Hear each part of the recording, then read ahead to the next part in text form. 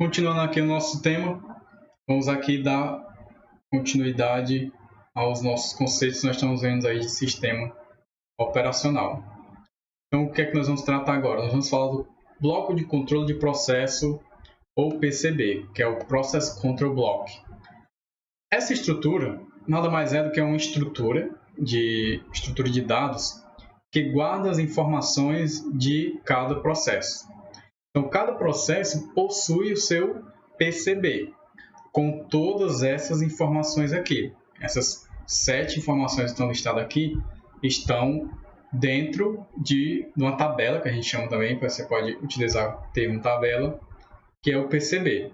Então, ele vai descobrir lá, dentro dessa tabela, o sistema operacional para cada processo, qual é o estado daquele processo, como é que ele se encontra, né? Quais informações nós vimos, quais os estados possíveis de um processo. O contador de programa, né? Que vai buscar saber qual é a próxima instrução para aquele processo específico. Vai ter o registrador da CPU.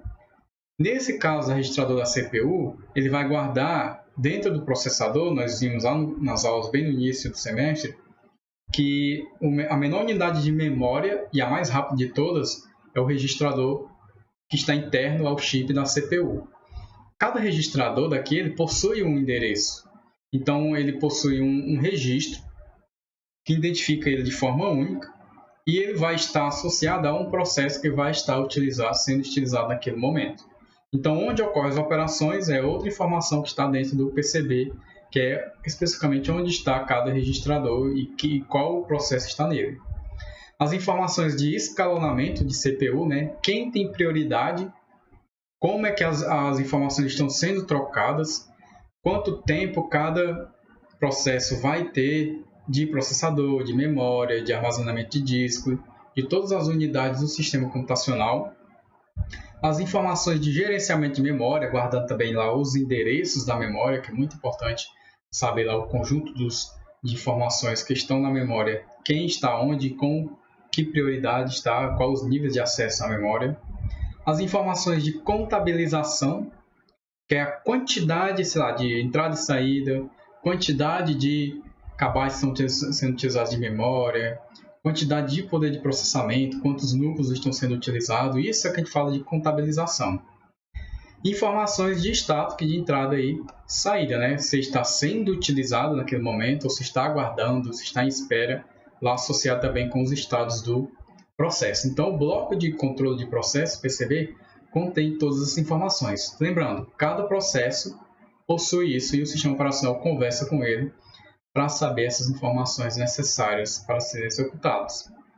Essa figura aqui ela ilustra mais ou menos como é que funciona o processo de escalonamento de processos. Então, isso aqui está ilustrando um escalonamento com multiprogramação, que é o sistema operacional manter o máximo possível a CPU ocupada e o menor tempo possível ela de forma ociosa.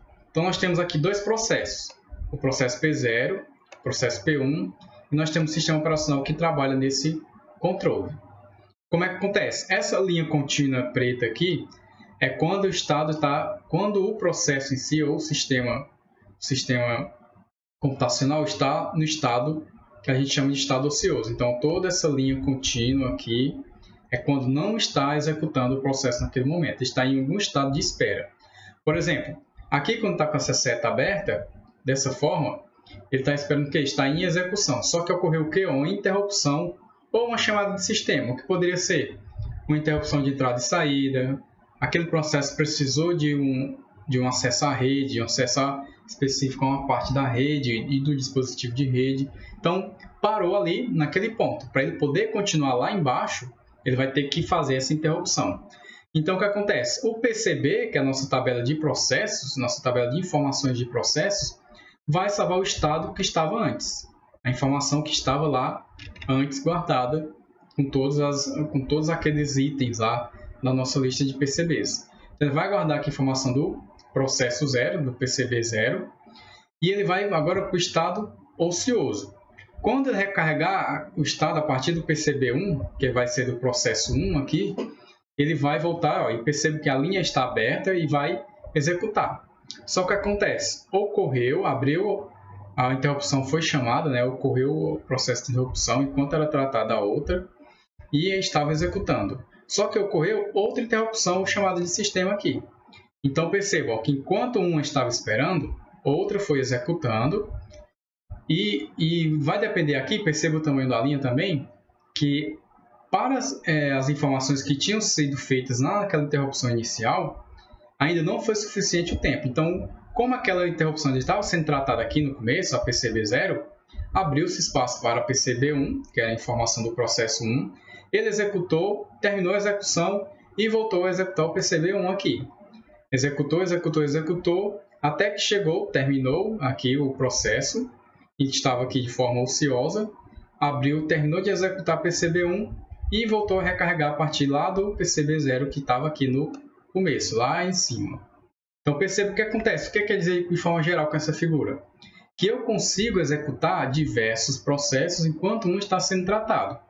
Ocorreu interrupção em um processo, não quer dizer que eu vou ter que esperar ele todo o tempo até que possa terminar, executar a tarefa que tinha sido feita e voltar ir para o processo PCB1, por exemplo. Enquanto isso, eu intercalo processos e eles podem ser executados, até que ele chega no final e volta para o estado de execução. Então, essa figura aqui resume basicamente para que serve todas aquelas informações do bloco de controle de processo do nosso PCB. Ele guarda essas informações, pega as informações necessárias, volta e executa a partir do estado que estava salvo anteriormente enquanto ele estava ocioso. Tá? Então, basicamente, é isso que é explicado dessa figura. E outra parte dos nossos de processo é a parte que a gente fala de escalonamento de processo. Eles sempre vão utilizar o conceito de multiprogramação, como eu havia falado no slide anterior, né? É a otimização do uso da CPU, manter ela o menor tempo possível ocioso. Vamos ver aqui, por exemplo, naquele monitor do Windows, como é que está a CPU neste exato momento aqui no meu computador. Qual o nível de utilização dela aqui? Vamos já dar uma olhada. Pronto, observando aqui, nós temos aqui o nosso monitor de processos aí do Windows e ele mostra aqui em cima, nessa parte verde, ó, bem no cabeçalho, qual o nível de utilização da CPU neste exato momento. Então, com os processos que estão sendo executados aqui, ó, tem diversos processos sendo executados aqui em primeiro plano e os processos aí também em segundo plano. Quais eles estão sendo utilizados? Então, a minha CPU está com 31%, 33% aí variando a utilização dos recursos dela. Então, aí tem outros serviços, você pode ver aqui alguns serviços, qual a porcentagem deles da utilização da CPU. Então, isso aqui, o que ocorre, ó, que tem diversos processos aqui, ó, toda essa lista enorme de processos, e percebe também, ó, que tem aqui nessa coluna o estado, que é justamente aquele estado de processo que nós vimos naquela figura representando os caminhos do processo. Ele está em execução, pode estar suspenso. Aí tem aqui em execução, aí tem os processos que foram terminados. Tudo aquilo tem uma aplicação prática, então realmente está sendo utilizado nesse momento. Então isso aqui mostra a capacidade da minha CPU em um estado de multiprogramação. Está ocorrendo diversos processos simultâneos enquanto a minha CPU está utilizada e a capacidade dela está aí ociosa. Se eu colocar mais outros processos, então essa capacidade claramente vai aumentar também. Então vamos voltar aqui para a nossa aula.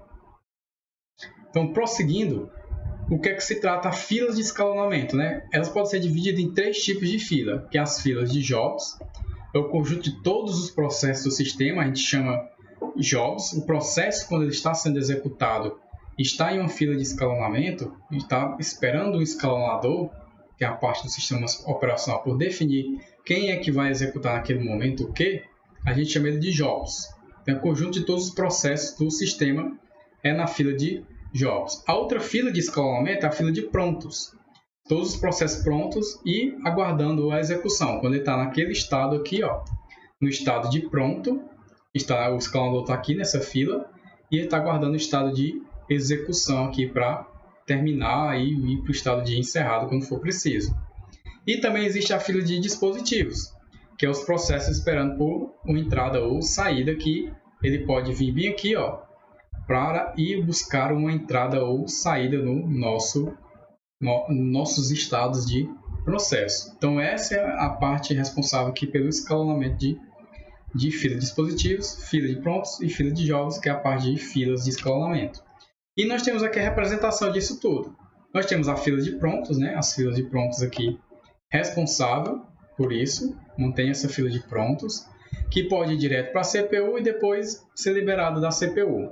Ou ele pode ir para a CPU e haver uma solicitação de entrada ou saída, de input ou output aqui.